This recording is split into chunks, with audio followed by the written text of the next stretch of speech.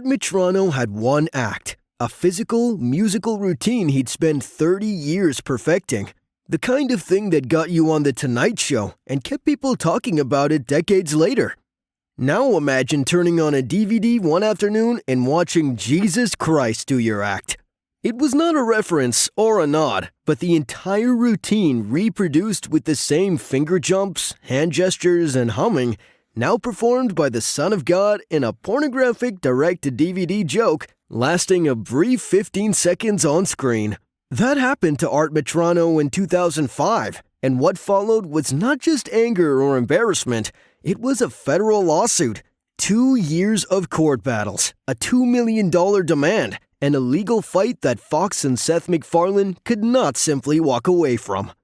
Family Guy has been sued before. Carol Burnett went to court over her charwoman character being placed in a pornographic context. She lost. The show won on parody grounds and moved on. Most targets do the same. Absorb the joke, let it go, accept that being famous means being fair game.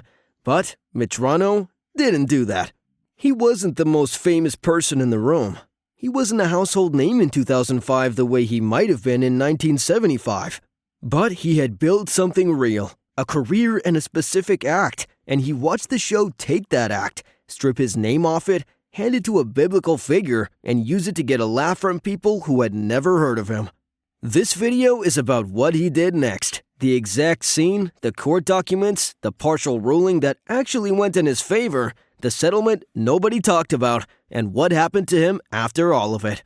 And the question sitting underneath all of it? When a comedy show takes a working performer's livelihood and turns it into a meme, does the joke have a cost? The answer in this case was yes. It just took 2 years and a settlement agreement to prove it. Stewie Griffin: The Untold Story came out in 2005. It was a direct-to-DVD movie, 3 episodes stitched together. But it had the full Family Guy budget, the full writing team, and the same willingness to go to places network television wouldn't allow. One of those places was a cutaway gag set in biblical times. Future Stewie, traveling back through time, makes a comment about Jesus performing miracles. The show sets the scene, a crowd of followers, robes, desert light, the whole setup, and then Jesus begins his miracle. He jumps his fingers between his hands in a specific sequence. He makes a series of small, clumsy gestures that look like failed magic tricks. He hums a tune, a recognizable one to anyone who knew the act, and the crowd reacts as though witnessing something divine. The whole bit lasts roughly 15 seconds before the show moves on. To most viewers watching in 2005, it was a solid cutaway, quick, irreverent, funny in the way Family Guy cutaways usually are. Build the absurdity, land the punchline, cut it before it overstays its welcome. The Jesus angle made it edgy, the physical comedy made it visual. It worked. What most of those viewers didn't know was that they had just watched a reproduction of Art Metrano's signature act. Beat for beat, gesture for gesture, note for note. Art Metrano began performing his amazing Metrano routine in 1969, building it as a vaudeville-style act centered on a simple but memorable premise. He played a man who insisted he had magical powers, performing finger tricks and small hand movements while humming Fine and Dandy with complete sincerity. The humor came from total commitment, since the tricks were clearly unimpressive, yet he treated them as extraordinary. He performed the routine repeatedly on The Tonight Show and carried it through clubs, television appearances, and variety specials.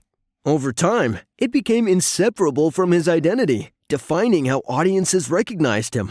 In 1989, a serious fall left him partially disabled and limited his ability to perform, though he continued working in smaller roles. By 2005, the act still represented his life's work, even as his visibility faded. When Family Guy used the routine without naming him, it removed his identity entirely, turning a personal creation into an anonymous joke. In December 2007, TMZ published a side-by-side video comparison of Metrano's original act and the Family Guy scene. Watching them together removed any question about how closely the scene replicated the routine. The finger movements, the hand positions, the rhythm of the humming, the pacing of the gestures. The comparison made it visible in a way that descriptions couldn't fully capture. Metrano filed a federal lawsuit in the Central District of California, naming Seth MacFarlane, writer Steve Callaghan, voice actress Alex Borstein, and 20th Century Fox Television. The complaint cited copyright infringement, violation of his right of publicity, and unauthorized use of his likeness and his act. The demand was $2 million. This was not his first attempt. He had filed an earlier lawsuit against Fox in 2000 and withdrawn it. This time, he pushed further. One complication remained. Art Metrano had been denied copyright registration since physical performance is difficult to protect. Still, in 2009, the court did not fully side with Fox, finding enough merit on fair use factors to let the case proceed forward. For a show that had won the Carol Burnett case outright, a partial denial was not nothing. Fans who saw the scene remembered it. It circulated online as one of the better religious cutaways the show had done. Reddit threads called it one of the sharper bits from the movie. The Jesus angle gave it a different kind of edge than the usual celebrity parody, and the physical comedy translated well to online clips. Metrano supporters read the same scene differently. His act, the one he had spent decades performing, had been handed to another character without credit, without permission, and without his name attached.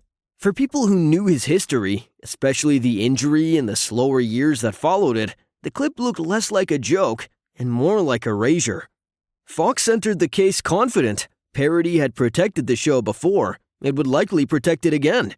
The scene works as absurd comedy, and that much is easy to see. But funny and fair are not the same thing. It did not comment on Art Metrano or acknowledge him at all. It simply borrowed his act, removed his name, and used it as a prop. The joke landed for audiences in seconds. The damage it did took years to fully surface. What happened in court was longer, stranger, and more complicated than either side wanted it to be.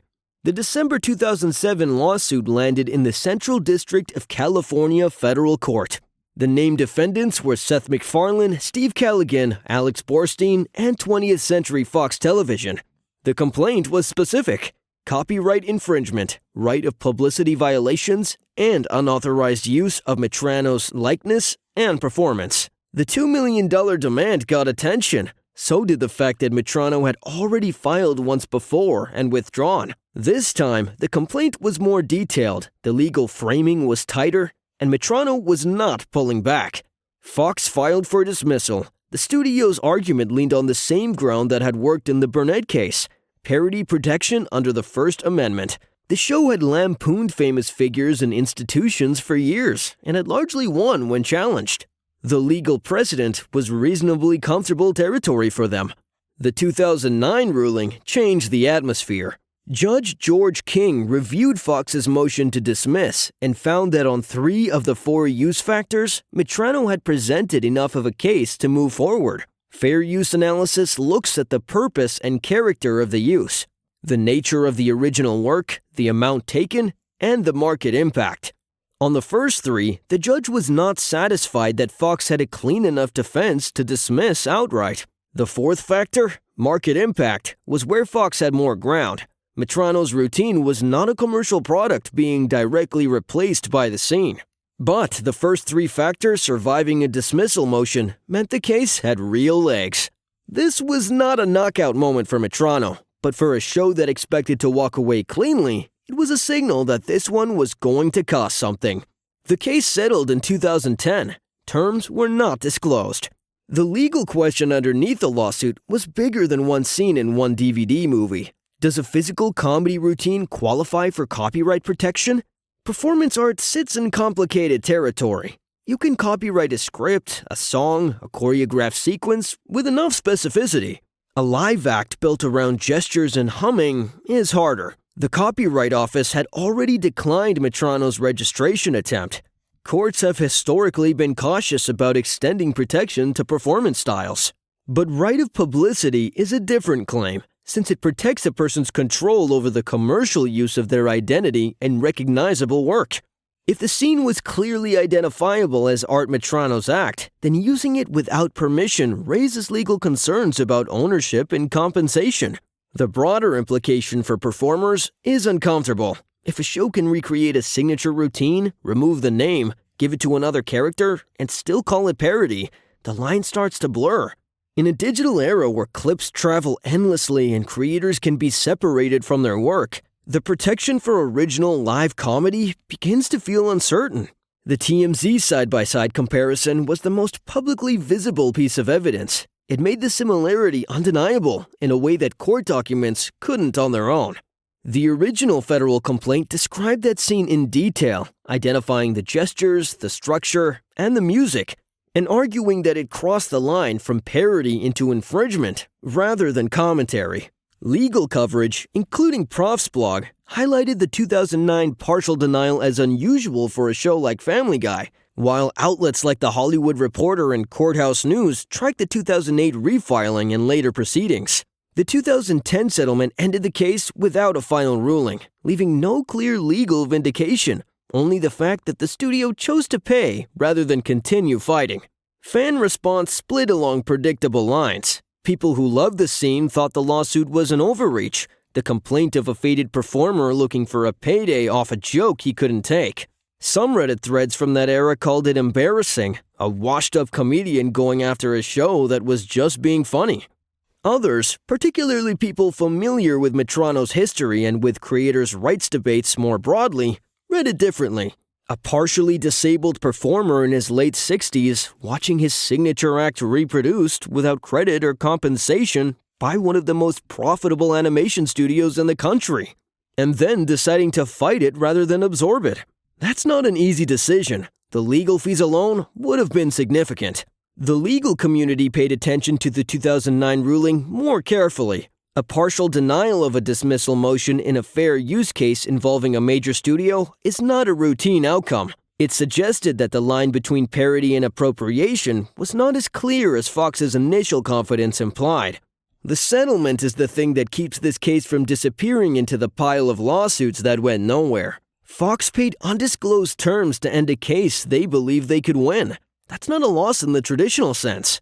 There was no verdict against them, no public judgment, no formal ruling that the scene was infringing. But they did not win. They bought their way out of a fight that was lasting longer and going worse than they expected. For a show that had beaten Carol Burnett in court, that distinction matters. Metrono didn't get a trophy, but he didn't get dismissed either. The settlement closed the legal file. It did not close what the case had already done to Art Metrono's reputation, his earning potential, and the way the world remembered him. The case settled in 2010. Metrono was in his early 70s. The legal fight was over. What wasn't over was the association. Online, the Family Guy scene continued to circulate. People who found it funny shared it. Clips showed up in YouTube's compilations of the show's best cutaways.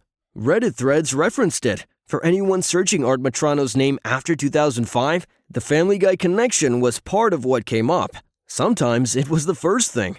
His original act, the one he had performed since 1969, was now in competition with a version that most of the people who had seen it didn't know it was a reproduction. The joke traveled. His name mostly didn't travel with it. Metrono continued to work in limited capacity through his later years. His Police Academy appearances remained what most people knew him for, if they knew him at all. The lawsuit itself, paradoxically, brought him more attention than he had received in years. But it was the kind of attention built around the dispute rather than the work. He died in 2021. Obituaries noted his career, his injury, his recovery, his Police Academy roles, and the Family Guy lawsuit. The lawsuit was in there. In some pieces, it was given more space than the Tonight Show appearances. That's a particular kind of outcome. Not erasure, but reframing. The thing that defined him publicly in his final years was not what he had built. It was the fight he had to have to protect it. The financial terms of the settlement were never disclosed, and there is no public record that confirms whether Art Metrono received compensation that meaningfully addressed the impact on his career. What is known is that his signature routine, the act mostly tied to his identity as a performer, became harder to present on his own terms after the scene circulated widely and began reaching audiences who now associated it with a different context. When a comedian's material becomes linked to a more famous reference point, audiences rarely arrive with a blank slate. They bring expectations shaped by what they have already seen. And that changes how the original work is received. Metrano's routine had existed independently for decades before 2005, but afterward it carried an additional layer of association that could not easily be separated. For a performer who had already suffered a serious physical injury that reduced his earning capacity, this was not an abstract concern. It directly affected the usability of the one piece of material most closely tied to his professional identity. The digital environment made that effect persistent. In earlier decades, a brief comedic reference might have faded from public memory, but online circulation ensured the clip continued to resurface, appearing in compilations and discussions long after its original broadcast. That permanence meant the connection between his act and the parody sequence could not realistically be undone. The court record reflects that his claims were not dismissed outright, with a partial denial in 2009 indicating sufficient legal substance to proceed. That detail remains important because it separates the case from frivolous litigation and places it within a more complex legal gray area. The settlement in 2010 ended the dispute without a final judgment, leaving no definitive ruling against the studio, but also no clear validation of their position. In practical terms, it closed the case while preserving the ambiguity at its center. Art Metrano died in 2021. The Family Guy clip is still out there. His name mostly isn't attached to it. 15 seconds of animation outlasted 30 years of work in the public memory. And that's not a legal problem anymore. It's just the way things are now. If you think that's fine, I get it. If you don't, subscribe. More stories like this one coming up.